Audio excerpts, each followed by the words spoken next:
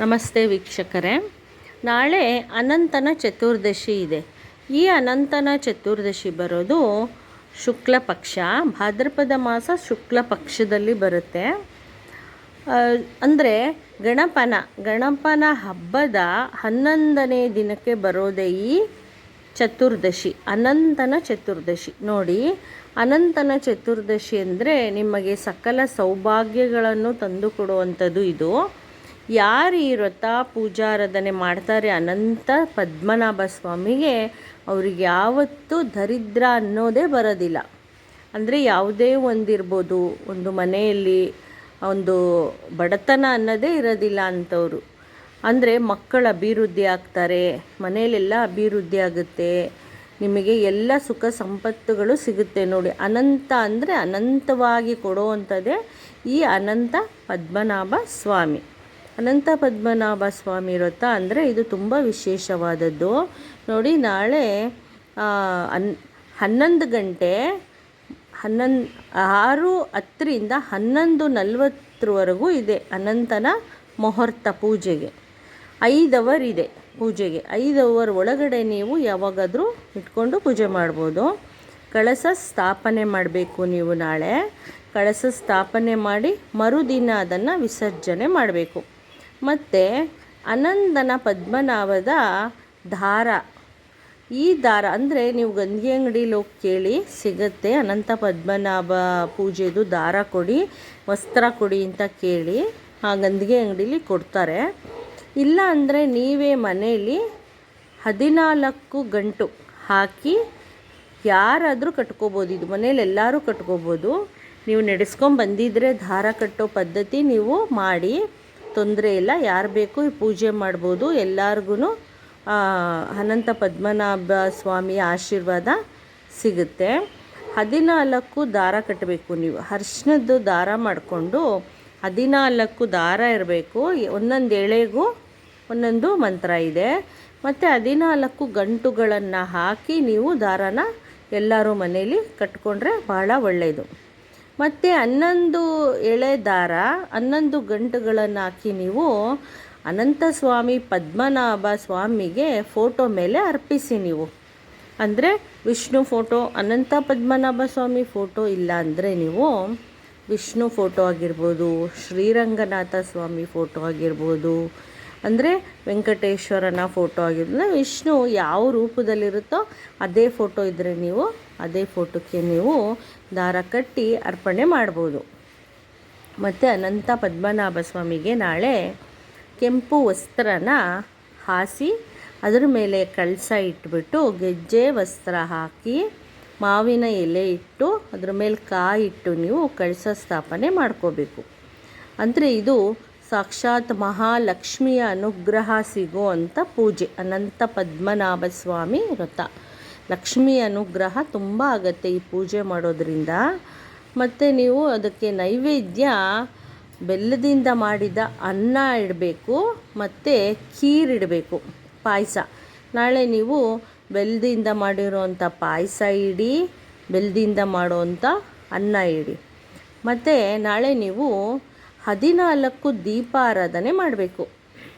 ದೀಪಾರಾಧನೆ ಅಂದರೆ ನಾಳೆ ಬರೀ 14ಕ್ಕೆ ತುಂಬ ವಿಶೇಷ. ನಾಳೆ 14 ದೀಪ ಹೇಗೆ ಮಾಡಬೇಕು ಅಂದರೆ, ಗೋಧಿ ಹಿಟ್ಟನ್ನು ನೀವು ಕಲಿಸ್ಕೊಬೇಕು. ಗೋಧಿ ಹಿಟ್ಟನ್ನು ಕಲಿಸ್ಕೊಂಡು ನೀವು ಅದರಲ್ಲಿ ಉಂಡೆ ಮಾಡಿಕೊಂಡು ಒಂದೊಂದು 14 ಉಂಡೆ ಮಾಡಿಕೊಂಡು ಅದರಲ್ಲಿ ನೀವು ದೀಪ ಮಾಡಬೇಕು. 14 ದೀಪ ಒಂದು ತಟ್ಟೆಯಲ್ಲಿ ಜೋಡಿಸ್ಕೊಂಡು ನೀವು ಅದ್ರ ಕೆಳಗೆ ವಿಳೆದೆಲೆ ಇಟ್ಕೊಳ್ಳಿ. ಅದರ ಮೇಲೆ ದೀಪಗಳನ್ನ ಇಟ್ಕೊಂಡು ತುಪ್ಪ ಹಾಕಿ 14 ದೀಪ ಆರಾಧನೆ ಮಾಡಿ. ತುಪ್ಪ ಹಾಕಲಿಲ್ಲ ಅಂದರೆ ಮಾಮೂಲಿ ಎಣ್ಣೆ ಹಾಕಿದ್ರೂ ಪರವಾಗಿಲ್ಲ. 14 ದೀಪಾರಾಧನೆ ಮಾಡಿ ದೇವರಿಗೆ ಅನಂತ ಪದ್ಮನಾಭ ಸ್ವಾಮಿಗೆ ಆರಾಧನೆ ಮಾಡಿ. ಆನಂತರ ನೀವು ಮರುದಿನ ಬೆಳಗ್ಗೆ ನೀವು ವಿಸರ್ಜನೆ ಮಾಡ್ಕೊಬೇಕು. ಮತ್ತು ದಾರನೂ ಅಷ್ಟೇ, ನೀವು ಆ ದಾರ ಕೈ ಕಟ್ಕೊಂಡಿರ್ತೀರ, ಫೋಟೋ ಮೇಲೆ ಹಾಕಿರ್ತೀರ, ಅದು ಎಲ್ಲಿ ತುಳಸಿ ಗಿಡದಲ್ಲೆಲ್ಲ ಬಿಸಾಡಬೇಡಿ, ಎಲ್ಲೂ ಬಿಸಾಡಬೇಡಿ. ಯಾವುದನ್ನ ಒಂದು ಮರದ ಕೆಳಗೆ ನೀವು ಹಾಕಬೇಕು. ಹತ್ತಿ ಮರ, ಅರಳಿ ಮರ, ಆ ಥರ ನೀವು ಮರದಡೆ ಹಾಕಿ. ಇಲ್ಲ ಅಂದರೆ ನೀವು ಅದನ್ನು ಆ ವಸ್ತ್ರ ಎಲ್ಲ ಕಟ್ಬಿಟ್ಟು, ನೀವು ದಾರ ಎಲ್ಲ ಕಟ್ಬಿಟ್ಟು ಹರಿಯೋ ನದಿಗೆ ಬಿಡಬೇಕು. ಅದನ್ನು ಹರಿಯೋ ನದಿಗೆ ಬಿಡಿದ್ರೆ ನಿಮಗೆ ಬಿಟ್ಟರೆ ನಿಮಗೆ ಅನಂತ ಪದ್ಮನಾಭ ಸ್ವಾಮಿಯ ಆಶೀರ್ವಾದ ನಿಮಗೆ ಸದಾಕಾಲ ನಿಮ್ಮ ಮೇಲೆ ಇರುತ್ತೆ. ಮತ್ತು ಇನ್ನೊಂದು ವಿಶೇಷತೆ ಏನಂದರೆ, ಅನಂತ ಪದ್ಮನಾಭ ಸ್ವಾಮಿ ಫೋಟೋಗೆ ನೀವು ಘಮ ಘಮ ಅನ್ನೋ ಹೂವನ್ನು ಅರ್ಪಣೆ ಮಾಡಬೇಕು. ಮಲ್ಲಿಗೆ ಹೂವು, ಸೇವಂತಿಗೆ, ಸಂಪಿಗೆ ಹೂವಿಗೆ ಅರ್ಪಣೆ ಮಾಡಬೇಕು ನೀವು. ಅನಂತ ಪದ್ಮನಾಭ ಸ್ವಾಮಿದು ಒಂದು ಶ್ಲೋಕ ಇದೆ, ಅದನ್ನು ನಾನು ಹೇಳ್ಕೊಡ್ತೀನಿ ನಿಮಗೆ. ಅದು ಮತ್ತು ಇನ್ನೊಂದು ವಿಷಯ ಏನಂದರೆ, ಗರಿಕೆನ ಗಂಧಿಗೆ ಅಂಗಡೀಲಿ ತೊಗೊಂಬರಬೇಕು. ತೊಗೊಂಡು ಬಂದು ಅದರಲ್ಲಿ ಸರ್ಪದ ಆಕಾರ ಮಾಡಬೇಕು.